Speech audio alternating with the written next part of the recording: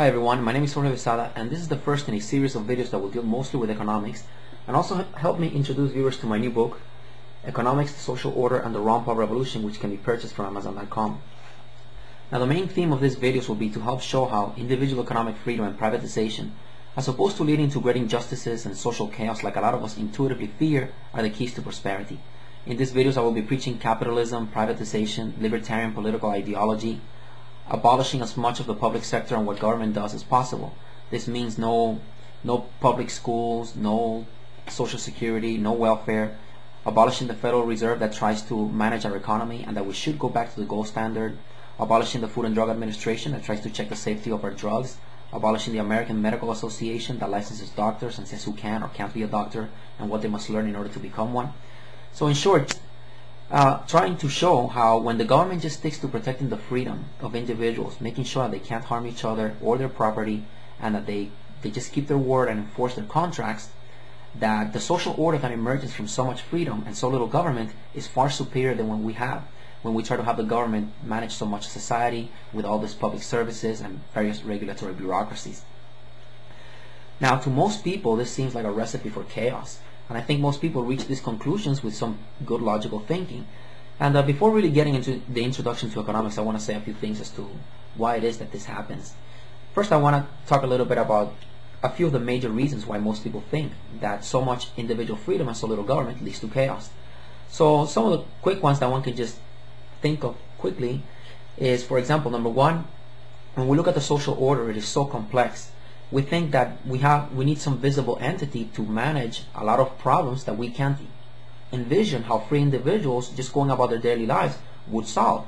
For example, as previously mentioned, something like the Food and Drug Administration. Are we just going to let companies say that their drugs are safe without ensuring that they go through some lengthy trial process that really checks the safety of drugs?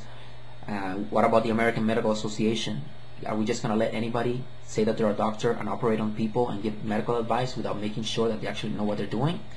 So these are just a couple of examples of many of the problems that we feel like we need the government to solve, because maybe it has a lot of resources and maybe we just can't envision how it would be better off if we just had the government stay out of this type of business.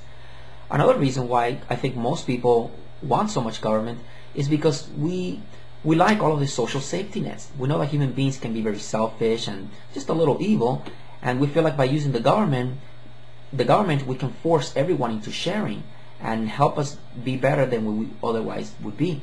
For example, this is why we think that without public education the poor will be stuck in an endless cycle of violence, that only the people who are relatively better off will be able to afford better education. We feel like the corporations that are out there to exploit everyone to make as much money as possible, and they won't pay people enough money to make a living on. We feel like if we didn't have our war on drugs, people would just be high on the streets all the time and just causing more problems, creating more crime, being less productive, and that black men will just want to sing and dance all day and have sex with white women.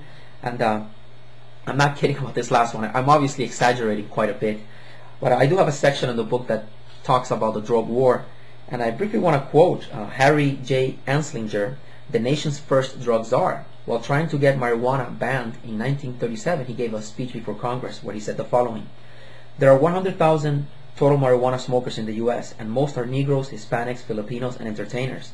Their satanic music, jazz, and swing result from marijuana use. This marijuana causes white women to seek sexual relations with Negroes."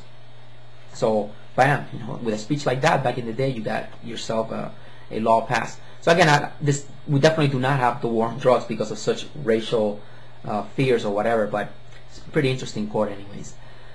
And so again, the second reason that I'm just bringing up as to why it is that we have so many public services is because we're scared. We're scared that maybe we'll fall on hard times, we might not have insurance, and we care about other people as well. There's plenty of people who gladly pay their taxes knowing that they can afford better things than what the government might provide for the poor, but we still do it because we know that any time the tables might be turned, and we feel like we might be on that situation.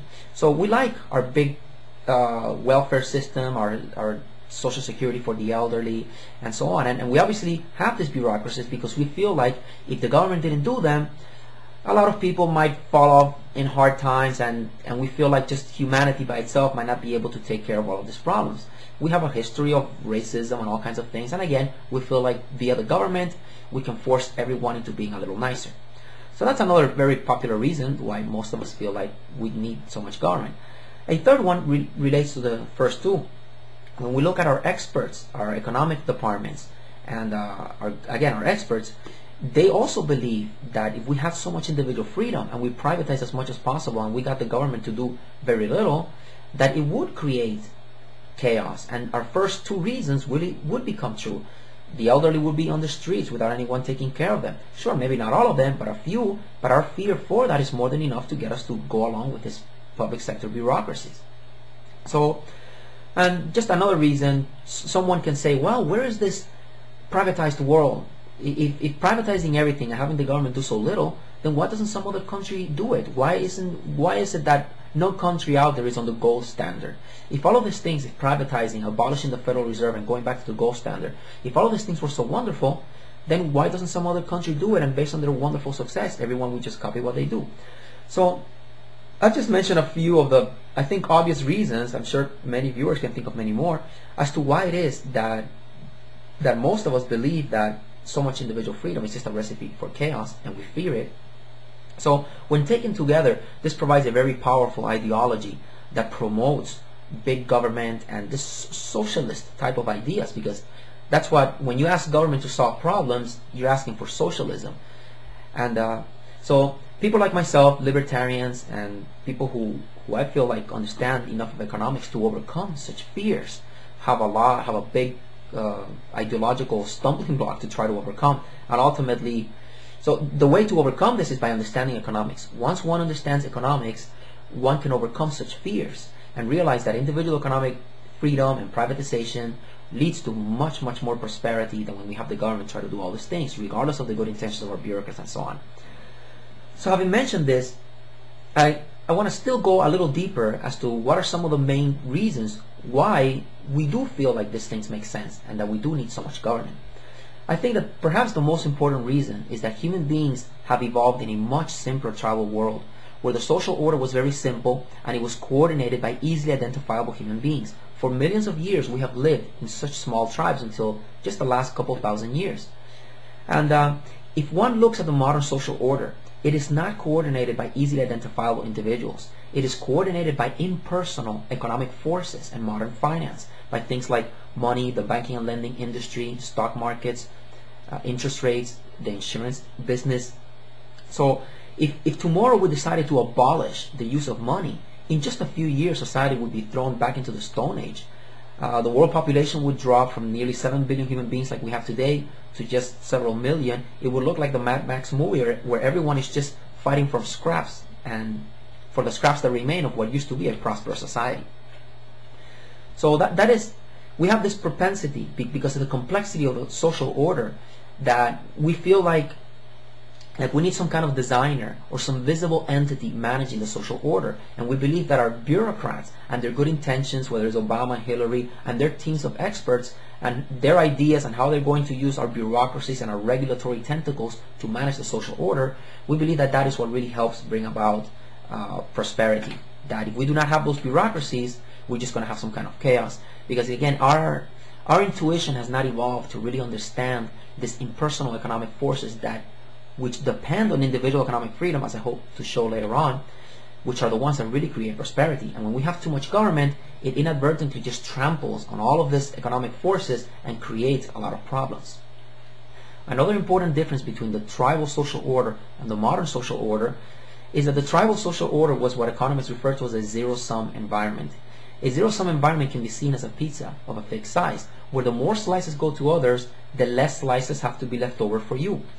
And having evolved in such a world, you had no choice but to evolve tendencies for being brutal, evil, selfish, envious, because since the economic pie was so small and it was replenished by nature, right? Since the economic pie was so small, you really had to fight for your piece, and more often than not, other people's loss was your gain. If we didn't have some gigantic war to just kill a bunch of people, the population would keep growing and growing and growing until everyone was at the edge of starvation, creating huge incentives for a few people to go berserk and just kill a bunch of other people, so there will be more wealth left over for them.